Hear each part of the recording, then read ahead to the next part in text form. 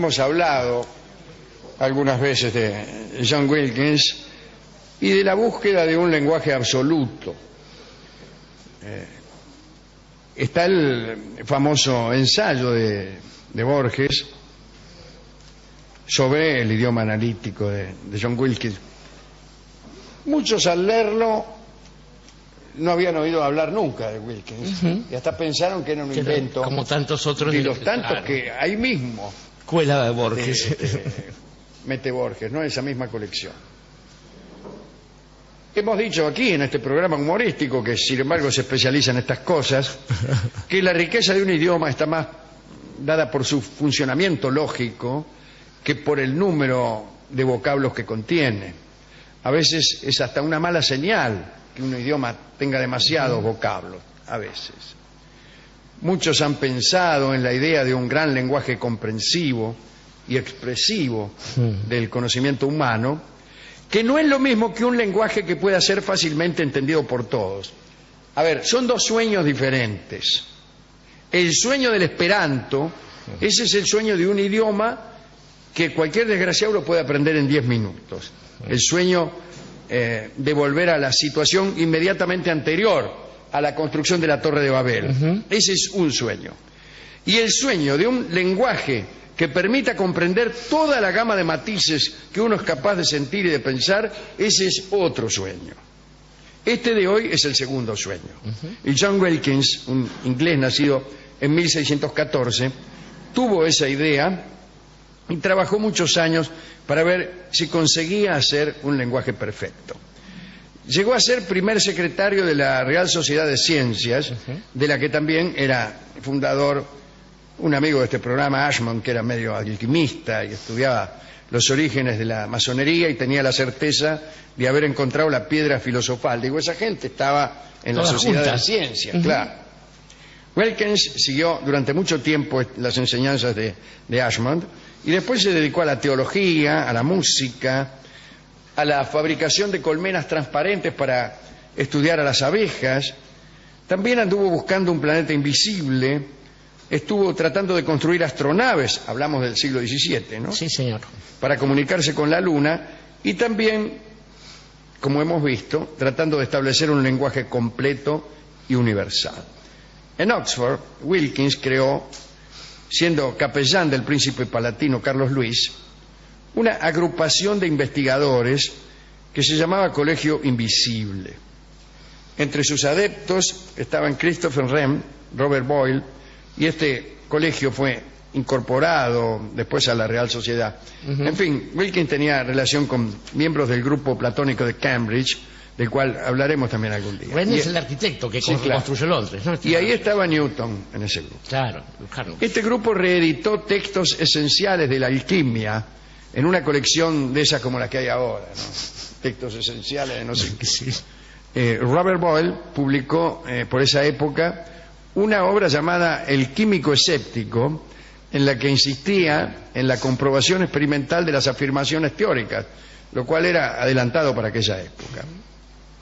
Wilkins trabajó 4 años en la búsqueda de esa lengua, la lengua universal, con leyes bien acotadas. Publicó un escrito en 1668, 600 páginas, un escrito que permanece en el más absoluto de los olvidos. Y ese olvido hubiera sido total y perfecto de no mediar la intervención de Borges, que escribió ese artículo. La ambición de Wilkins fue crear un sistema lingüístico universal en el cual cada una de las palabras se iba definiendo a sí misma y proporcionaba un conocimiento completo de la cosa representada y la situaba en una de las categorías de lo real. Vamos a ver qué quería Wilkins. Wilkins quería oír un sonido y que ya al oírlo supieras qué era. Al mismo tiempo que aprendés la palabra, aprendés su definición, porque el sonido es la definición. Maravilloso. Como si una palabra sola dijera mezcla de hidrógeno y oxígeno que sirve para navegar y para beber. Digo, cualquiera sea la definición del agua. Sí, sí. O sea, el sonido era definidor de la palabra. El significado y el significante iban juntos y marchando Claro, vos cabalgados. escuchabas algo y te decía lo que yo te acabo de decir sobre el agua. Pero ¿cómo? Muy bien, empezó Wilkins por dividir el universo en 40 categorías, subdivisibles a su vez en especies. Asignó a cada género un monosílabo de 2 letras, a cada subgénero una consonante y a cada especie una vocal, y lo llamó idioma analítico. Por ejemplo, la sílaba D significa un elemento. Vos oís D, un elemento. Bien. La B es el primero de los elementos. La consonante B es el primero de los elementos. Vos escuchás Deb y sabés que estás hablando de un elemento y que ese elemento es el primero. Deva es una fracción. El primero de los elementos es el fuego, vos ya lo sabés al oír. Claro. Y Deva, la A agregada, es una fracción de ese elemento primero, que ya sabemos que es el fuego. Bien. Elemento, primer elemento, o sea, el fuego, y fracción de ese elemento. Deva es llama. Claro. Bien. Ahí va a decir chispa. Igual. Sin embargo, No. Después. No. Después. Esperá. y entonces no tenés que explicar una llama, porque conociendo el lenguaje, conocés el significado de todas las palabras en forma automática. Las palabras del idioma analítico de Wilkins, dice Borges, no son torpes símbolos arbitrarios. Cada una de las letras que la integran es significativa. Cada palabra es fatal. No hay sinónimos. Yo agregaría que no hay diccionario tampoco. No, claro. No hacen falta. Claro. Según Wilkins, los niños podrían asimilar esta lengua sin conocer cómo funcionaba, y después, más tarde en el colegio, descubrirían que además de una lengua, es una clave universal y una enciclopedia secreta. Bien. No tiene sentido, insisto, el diccionario en el idioma analítico de Wilkins. La palabra salmón, nuestra palabra salmón, no nos dice nada. En cambio, en la lengua de Wilkins, el vocablo con Z, ¿no? Zana, nos dice que se trata de un pez escamoso, fluvial y de carne rojiza. ¿Para qué decirle a uno que pez escamoso, fluvial y de carne rojiza quiere decir eso mismo? No hace falta. No hace falta. Zama. Zana quiere decir zana. Zana. 2 salmones. Listo.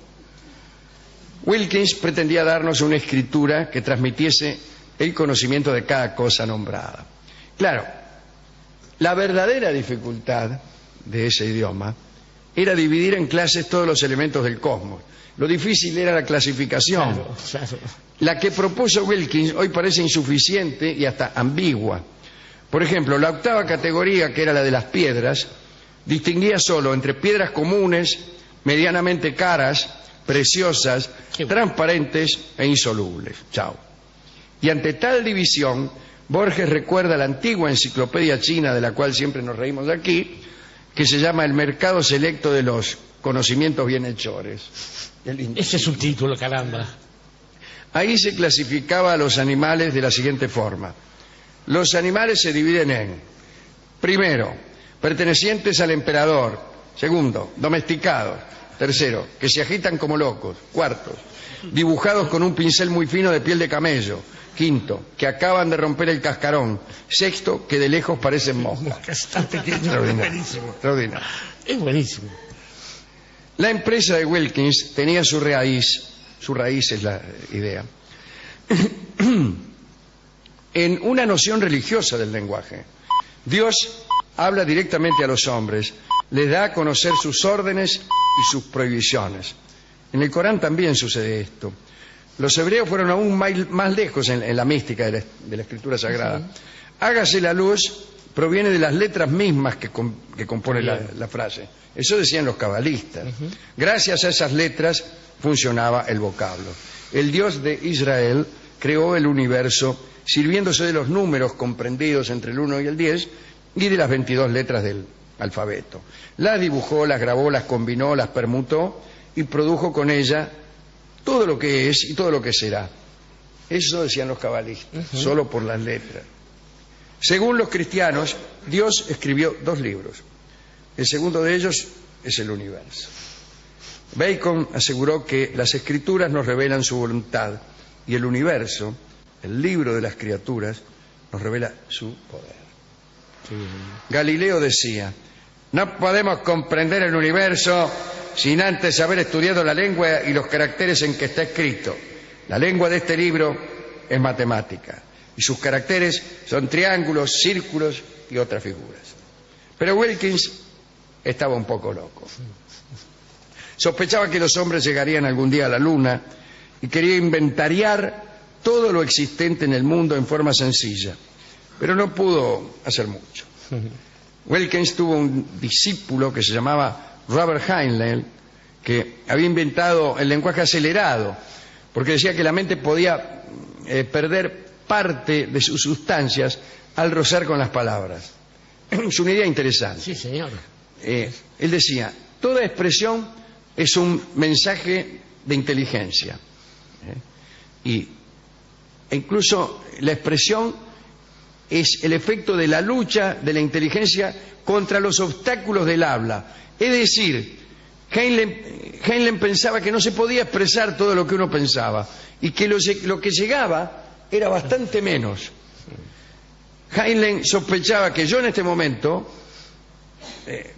estaba pensando cosas muy profundas, pero que ante las dificultades del habla, estas cosas les llegaban a ustedes bajo la forma de estupideces. Heinlein resolvió hacer algo al respecto e inventó un vocabulario música rápido y sutil. Se componía de acentos y vocales que multiplicaban el número de sonidos posibles, como si usted, además de hablar, cantara e hiciera ruiditos. Lo bautizó speed talk, algo así como rap y palabra, y ahorraba tiempo. Además, decía que todas las definiciones en ese idioma eran complejas y no contradictorias. No existía la paradoja, porque las paradojas surgían del conflicto que se producía en la mente cuando tenía que luchar contra el habla, y en eso tiene cierta razón. Sí, señor.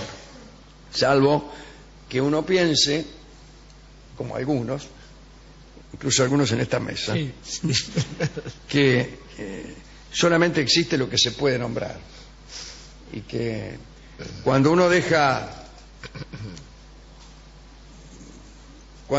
de decir, deja de pensar también. Si renunciamos al lenguaje, renunciamos también al pensamiento. Lo dicho en ese pensamiento es una bella idea, solo en términos de la enunciación de esa idea. Quizás no haya nada detrás. Muy bien. Hay una cita de Chesterton que Borges utiliza mucho más de lo que quizá merece la cita.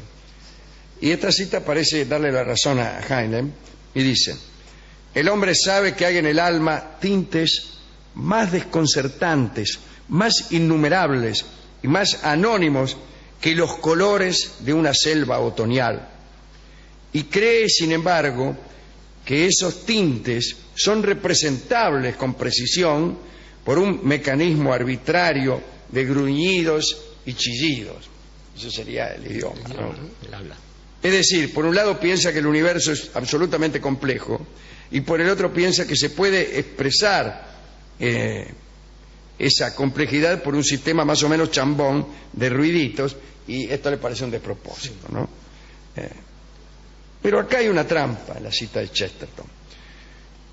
A mí me parece que en la descripción de la variedad del universo se pone un matiz, se exagera esa variedad, y por el contrario se menosprecia la variedad del lenguaje.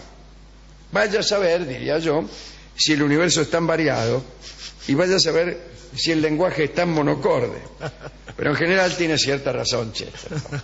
Pero es un lindo tema de pensamiento, sí, no de discusión, solo de pensamiento, de cavilación. Termino esta charla con la noticia de un idioma muy extraño, del que he sabido hace poco, ¿no? Que varía según sea el que lo habla. Parece que no lejos de Ceilán hay un idioma para los ancianos, otro para las mujeres, otro para las mujeres solteras, y los mismos significados varían de palabra según este cambio de categoría. Incluso parece que el lenguaje de las mujeres solteras es de pocas palabras, porque aquí se piensa que el silencio es algo virtuoso, ¿no? Y así la palabra que representa escuela es para el anciano algo parecido a recuerdo. Para el joven la palabra se parece a trabajo, y el que nunca fue a la escuela escucha algo así como pérdida de tiempo. Me gusta ese lenguaje porque además presenta unas dificultades. Nadie permanece en la misma categoría toda su vida. Y además se puede pertenecer a dos categorías al mismo tiempo. Se puede ser soltero y morocho, porque también dicen que los morochos tienen un lenguaje, los rubios otro, y los pelirrojos también tienen el suyo, un lenguaje destinado a desaparecer. Entonces se producen arduas cuestiones. Un anciano que a su vez es pelirrojo no sabe si usar el lenguaje de los viejos o el de los pelirrojos. Otros detalles. Algunas palabras preanuncian una mentira. Ciertas palabras pronunciadas en medio de una oración anuncian que todo lo que siga será mentira hasta tanto no aparezca otra palabra que cancele la mentira y abra otra vez la llave de la verdad. Algo así como una negación en una formulación lógica.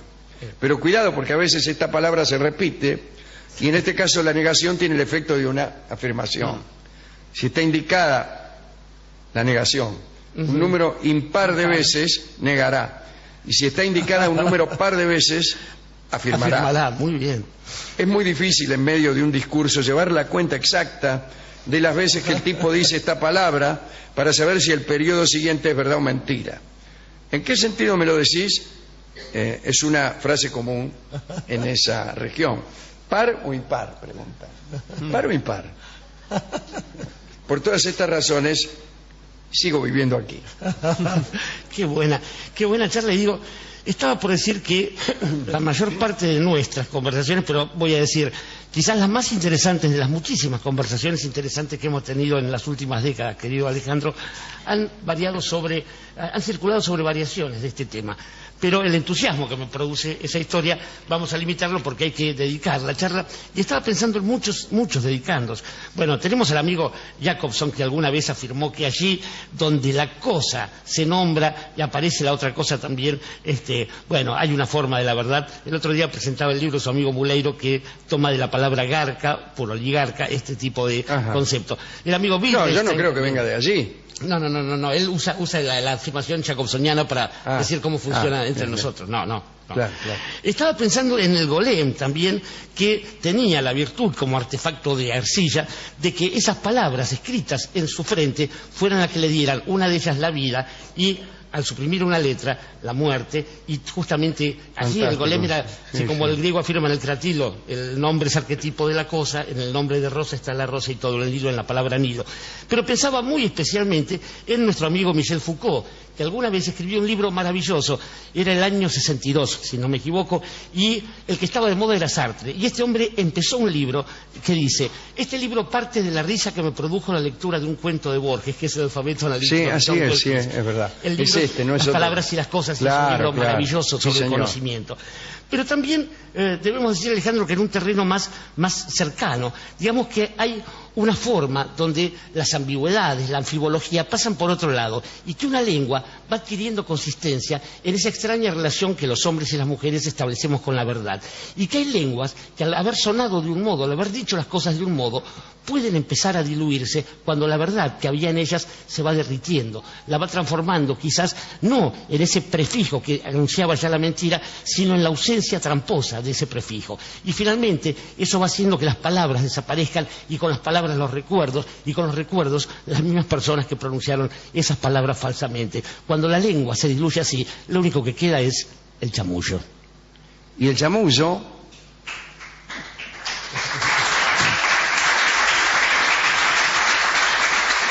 un vocablo que también pertenece a otro idioma que no es el de Wilkins ni es el castellano. El chamullo es el tango que vamos a escuchar ahora con el sexteto de Mariano Mores, y es un tango que no tiene palabras.